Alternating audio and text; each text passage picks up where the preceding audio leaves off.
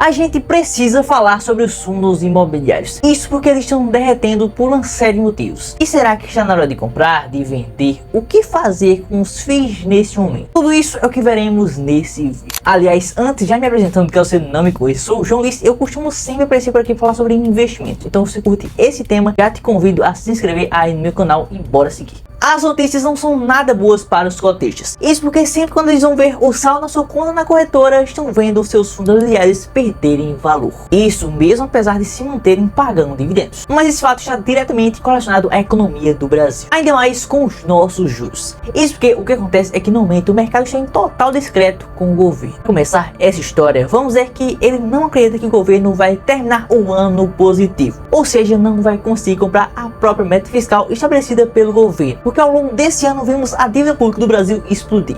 Os números de rombo já vão na faixa dos 1 trilhão. Por isso, cada vez mais, os investidores estão se preocupando para entender se o governo vai de fato cumprir a meta que ele próprio estabeleceu em 2024, um déficit zero. E esse amor, esse sentimento que o governo de alguma forma iludiu os investidores, tem feito o mercado cada vez mais olhar com discreto para o Brasil. Pensar basicamente o seguinte: eu só vou investir nesse país emergente se me pagar ainda mais. Não à toa, muito gringo tirou seu dinheiro do Brasil. O dólar hoje não está tão alto à toa. E as expectativas com os juros futuros são ainda maiores. Reflete no preço de muito título a mercado que tem por aí. A marca mais notável foi de 13%. Então imagine só um investidor encontrar um investimento que paga 13% ao ano com risco baixíssimo, porque é um risco de renda fixa com prêmio praticamente renda variável. Então, para resumir, se vale mais a pena deixar o seu dinheiro parado no colchão, porque eu vou ele lá para aplicar em algum investimento. Isso comparando deixar o dinheiro no colchão com deixar o dinheiro no IPCA. Claro que deixar o dinheiro no colchão não vale a pena. O nome disso é justamente custo de oportunidade, ou seja, investindo na renda fixa nesses títulos do governo, os investidores conseguindo um prêmio gigantesco. Esses investimentos de renda fixa estão falando também que muitas vezes para o investidor não está valendo a pena tirar seu dinheiro de lá para colocar em algum ativo de renda variável que ainda tem embutido a questão do risco. Até porque não é nada fácil para o investidor achar uma aplicação que rentabiliza acima de 13% ao ano, ainda mais de forma tão segura. Então a maioria simplesmente pega as malas e embarca nessa jornada em busca do prêmio, em busca da renda fixa no curto prazo, largando de mão a renda variável, que por si só teria um risco maior. Desse quesito tudo, quem sai perdendo é a bolsa de valores e somente também os fundos imobiliários, ainda mais os FIIs. Porque além dessa realocação de curto prazo, vamos pensar um pouco mais,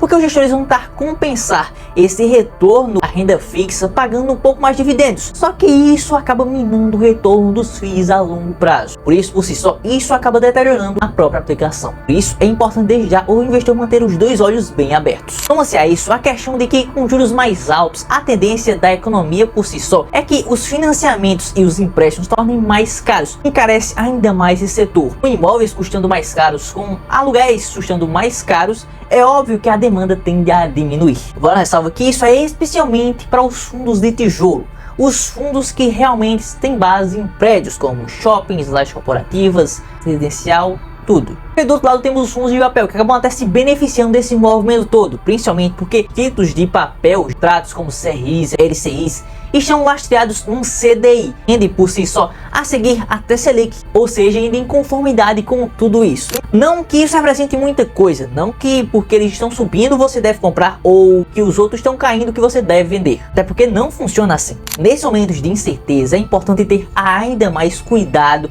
fazer uma análise ainda maior, ter fígado, resiliência e ainda mais ter um olhar bem apurado, porque é nesse momento que tanto surgem boas oportunidades como também surgem iscas que você pode seguir e acabar perdendo muita grana. E isso vale também para as ações. Pensa só, o papel está subindo, ok, mas isso é guiado pelas notícias, pelos rumores ou por de fato uma mudança positiva nos fundamentos? A empresa vai lucrar mais com essa notícia toda. Em contrapartida, a ação está caindo, mas ela está caindo por rumor, por uma notícia que saiu, por esses movimentos de curto prazo, ou ela está caindo de fato porque mudou os fundamentos, mudou a gestão, mudou algum contrato específico. É sobre tudo isso que você tem que encarar na sua análise. Então não se deixe levar pelo dividendo alto, pelo noticiário, porque X disse isso ou Y disse aquilo. Busque fazer uma boa análise, porque esse tempo que você tem para fazer essa análise pode fazer toda a diferença no seu futuro. Como estamos falando de FIIs, avalie de fato a qualidade dos FIIs, os contratos deles, se ele tem contratos com empresas sólidas ou com empresas falidas, se de fato tem contratos de longo prazo ou de curto prazo, estão situados em locais interessantes para o público ou que estão bem afastados. Todos os fatores podem ser levados em consideração. Aliás, antes de contar os fatores mais importantes numa análise de fundos imobiliários,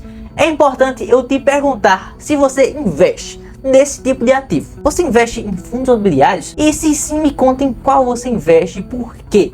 Deixa aqui nos comentários, eu quero muito saber. Agora, continuando, os fundamentos que você deve olhar ainda mais com a lupa nesse cenário específico são eles a vacância financeira e a vacância física, até porque você não quer investir num fundo imobiliário, num imóvel que não tem ninguém lá, até porque não geraria retorno. Então, nesse cenário, como falamos de vacância, que é taxa de desocupação, quanto menor a vacância, melhor para você. Em ambos os casos, a vacância financeira, claro, em questão de resultado, a vacância física em questão de imóvel. Já quando falamos de preço sobre valor patrimonial, é claro que você vai escolher pagar menos. Então, quanto menor o preço ou valor patrimonial, melhor para você, teoricamente. Podemos falar também de diversificação, até porque acredito que você não vai querer se expor imóvel apenas em um local específico. Por motivos A ou B, a empresa pode deixar o lugar e o imóvel deixar de ser alugado.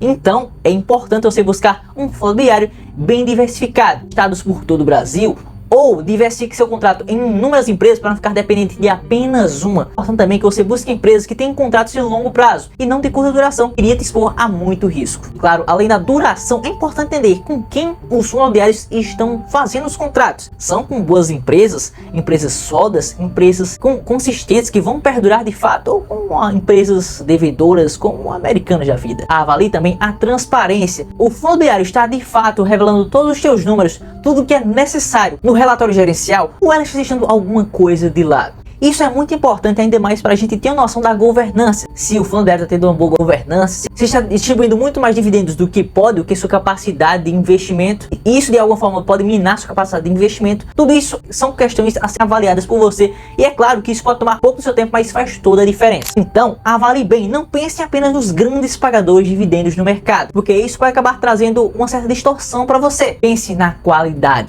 Eu entendo que dividendo é até bom, mas segurança, ter a certeza que o fundo imobiliário é bom, que um ativo de fato, porque isso vale também para outros ativos, como a própria Bolsa de Valores, que um ativo financeiro é bom, isso faz toda a diferença. Fazendo isso, você não precisa se preocupar muito, claro que isso traz uma certa preocupação, mas você não precisa ter toda a preocupação do mundo quanto à economia, quanto se os juros vai subir, se vai cair na próxima reunião. Você vai ter seu dinheiro investido em boas posições que vão te gerar frutos, vão te gerar renda passiva ou, quiçá, rentabilidade. Claro, para fechar, é importante que o papel tenha boa liquidez, porque você não vai querer ficar preso num papel, num fundo imobiliário, sem poder vender. Então, nesse cenário, é importante ter muito cuidado, porque é justamente nele que vai aparecer muitas pessoas te querendo vender a última bolacha do pacote, de vender gato por lebre, de oferecer o melhor prêmio do mundo, sendo que talvez a explicação não seja a melhor possível para você. Tome muito cuidado, fique esperto, faça uma boa análise, não deixe de avaliar cada um desses fundamentos antes de escolher e de investir um bom fundo imobiliário, porque isso vai fazer toda a diferença no seu futuro financeiro. E claro, não deixe de me acompanhar aí se inscrevendo para seguir sempre aqui aprendendo mais sobre investimentos. E claro, se você quiser me ver todos os dias, estamos aí também nas redes sociais, no TikTok, no Instagram, em todas possíveis e impossíveis.